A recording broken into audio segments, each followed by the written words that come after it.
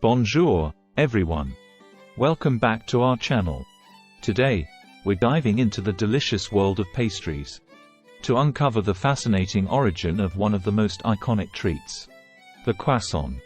So, grab your favorite cup of coffee and join me as we explore the buttery layers and rich history of this beloved pastry.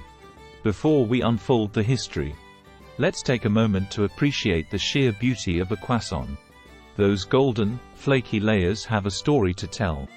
And it all begins in the City of Lights, Paris. Contrary to popular belief, the croissant's origins aren't exactly French. The story begins in 17th century Vienna, Austria, during a time when the city was under siege by the Ottoman Turks.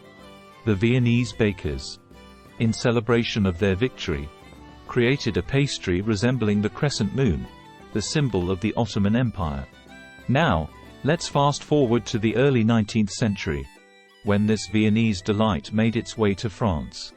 In the 1830s, Austrian Princess Marie Antoinette married French King Louis XVI. Along with her came a team of Austrian bakers, bringing their crescent-shaped pastry with them.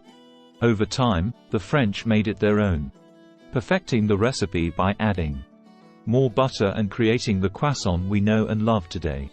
As the croissant made its way into French culture, it quickly became a symbol of elegance and refinement.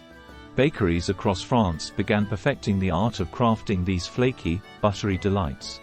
From its humble beginnings in Vienna to becoming a global phenomenon, the croissant has evolved and adapted in various ways. Today, you can find traditional butter croissants, as well as innovative twists like chocolate-filled, almond, and even savory options. The versatility of the croissant has made it a breakfast staple worldwide.